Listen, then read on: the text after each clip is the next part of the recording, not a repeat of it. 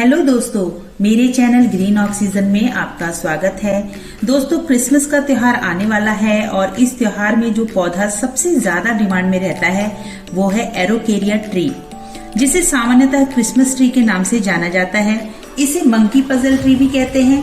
Norfolk द्वीप का मूल निवासी होने के कारण इसे नॉरफॉक पाइन ट्री भी कहा जाता है।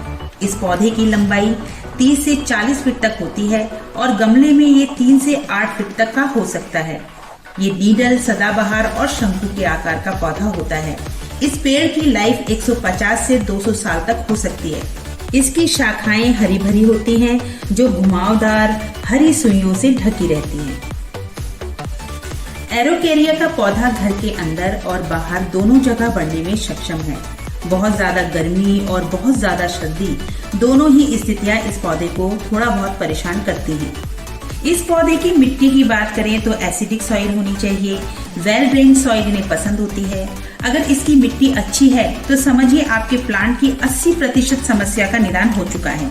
इसलिए इस पौधे का सॉइल मिक्स तैयार करने के लिए 30% garden soil, 20% river sand, 30% compost और बाकी 20% में स्टोन डस्ट, फंजीसाइड और नीम खली इत्यादि को मिलाना चाहिए।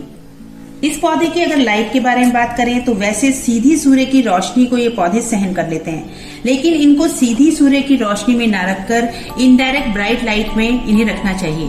पौधे को चारों ओर से प्रॉपर लाइट मिलनी चाहिए। आप देखेंगे कि जिस तरफ पौधे में रोशनी ज्यादा पड़ती है उस तरफ की पत्तियां सुंदर और बड़ी हो जाती हैं और पौधा रोशनी की तरफ को झुकने लगता है, और दूसरी साइड जिस साइड में छाया होती है वहां पर पत्तियां छोटी हो जाती हैं और उसमें हरा भरापन भी कम दिखाई देने लगता है। जैसे ये पौधा देखिए यहाँ पर से थोड़ा सा टिल्ट हो गया है, थोड़ा सा झुक गया है, क्योंकि पहले मैंने इसको इधर साइड में रखा था तो यहाँ रोशनी ज्यादा पड़ रही थी और इधर की पत्तियां बड़ी हो गई, और ये हिस्सा छाया में था तो ये जो है इस तरह की पत्तियां छोटी हो गई। तो अभी ये देखिए, अब ये सीधा हो गया। मैंने इसको अब सीधी लाइट में रखना शुरू कर दिया तो ये सीधा होने लग गया है और ये प्रॉपर शेप में आने लग गया है। तो इसमें ये समस्या के निदान के लिए हमको यही करना पड़ता है कि जिधर की साइड आपका पौधा झुकेगा तो आपको दूसरी साइड में इसको घुमा देना है, यानी कि रोशनी वाली जगह में इसको समय समय पर लेते आना है। हर हफ्ते आप इसको एक हिस्से को रोशनी वाली जगह पे जो है उससे दूसरी साइड में आपको घुमाकर दूसरे हिस्से को रोशनी वाली जगह पर रख देना है। तो इससे क्या होता है कि आपका इसका शेप बना रहता है, जिससे इसका पौधे का आकार बिगड़ता नहीं है और ये सुंदर दिखाई देता है। इसको हम इंडोर में भी ग्रो कर सकते हैं और बिजली की रोशनी में भी अच्छे से ग्रो करते हैं। हमको ऐसी जगह पे इसे रखना होगा जहां पर बल्ब या ट्यूबलाइट इसको प्रॉपर चारों तरफ से लाइट दे, तो ये वहां पर भी अच्छी तरीके से ग्रो करते हैं। इस पौधे के पानी की बात करें तो इसका भी हमें बहुत ध्यान रखना पड़ता है, क्योंकि ज्यादा पानी से पत्तियों की जो सुइयां होती हैं पीली हो जाती हैं और नीचे की ओर लटकने लगती हैं। वहीं जब कम पानी होता है तो पत्तियों के सिरे भूरे हो जाते हैं। और एक बार पानी देने के बाद आपको ध्यान रखना है कि जब तक ऊपरी सतह ना सूखे तब तक आप इसे पानी ना दें। इस पौधे को मॉइस्चर पसंद है, लेकिन ओवर वाटरिंग या अंडर वाटरिंग इसकी जड़ों में फंगस की समस्या को उत्पन्न कर देती है, जिससे पौधे खराब हो जाते हैं। कभी कभी पत्तियां सूखती तो नहीं है, परंतु बहुत ज्यादा नीचे की ओर झुक जाती हैं। इसका कारण भी पानी की गड़बड़ी होता है। इस पौधे में मॉइस्चर बना रहे, इसके लिए पौधे के पास हमें पानी से भरा एक बर्तन रख देना चाहिए। इस तरीके से आप इस तरीके से पानी का बर्तन रख देंगे तो इसको प्रॉपर मॉइस्चर मिलता रहेगा। या फिर आप ऐसा भी कर सकते हैं कि एक ट्रे लेंगे और उसके ऊपर ये पत्थर रख देंगे। इस तरीके के आपको बड़े बड़े पत्थर रख देने और उसमें ट्रे में पानी भर देना है और इस गमले को उस ट्रे के ऊपर रख देना है। तो लेकिन आपको ध्यान रखना है कि आपका गमला आपके पानी को टच ना करे। आपका गमला इस पत्थर के ऊपर रहना चाहिए और पत्थर पानी में रहने चाहिए, लेकिन पानी और गमले में कोई भी संपर्क नहीं होना चाहिए। तो इससे भी इसमें मॉइस्चर बना रहता है और पानी की समस्या, मॉइस्चर की समस्या उत्पन्न नहीं होती है। सूखी सर्दी और सूखी गर्मी में पानी से पत्तियों पे छिड़काव करते रहें।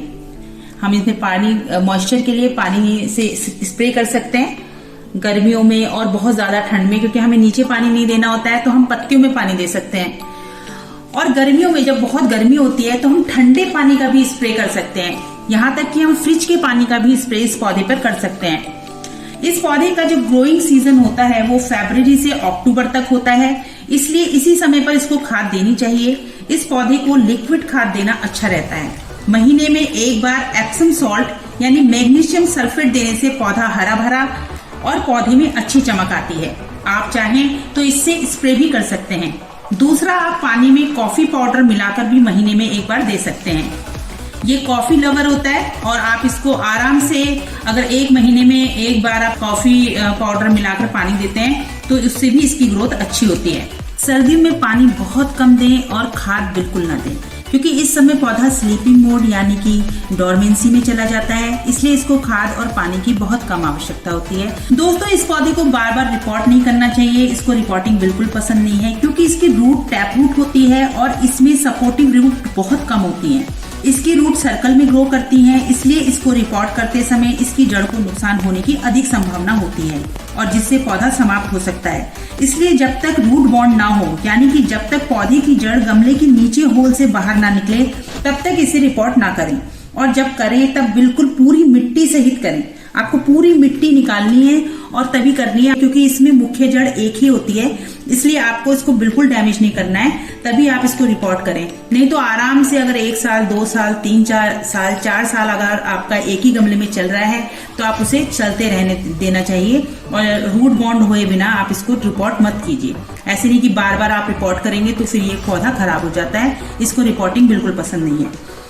इस पौधे की काट छांट नहीं करनी चाहिए, क्योंकि ये अपने आकार के कारण ही आकर्षण का केंद्र होता है, इसलिए काट छांट से इसका जो आकार है वो खराब हो सकता है। लेकिन यहाँ पर जो सूखी पत्तियां होती हैं आप उनको हटा सकते हैं, क्योंकि नीचे की जो पत्तियां होंगी पुरानी हो जाएंगी और सूखने लगेंगी। आप इनको हटाते चलिए, लेकिन बीच में से इस तरह से पत्तियां ना हटाएं, क्योंकि ये दोबारा से ग्रोथ नहीं आती है इसमें, और मैंने तो देखा नहीं है कि इसमें ग्रो कर जाए। बहुत ही मुश्किल रेयर केस है कि यहाँ से ग्रो कर जाए कोई नई पत्ती, नहीं तो इसमें पत्तियां ग्रो नहीं करती हैं। फिर ये पौधा, इसका शेप जो है बहुत खराब लगने लगता है।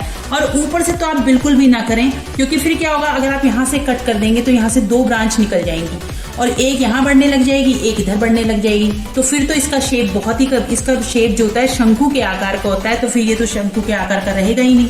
तो इसलिए आपको इसकी प्रूनिंग नहीं करनी है। ये सेल्फ शेप्ड पौधा होता है, ये अपने आप ही अपना शेप मेंटेन करता है, तो आपको इसको बिल्कुल काट छाट करने की जरूरत नहीं है। कई बार आपकी टिप जो है ब्राउन हो जाते हैं, तो आप इसको कट कर सकते हैं। यहाँ से आप इसे कट कर दीजिए, कोई बुराई नहीं है, क्योंकि इसका शेप तो बना ही रहता है, बस आप यहाँ से कट कर सकते हैं। लेकिन वैसे आप इसकी काट छाट ना करें तो ये इस पौधे के लिए अच्छा रहता है।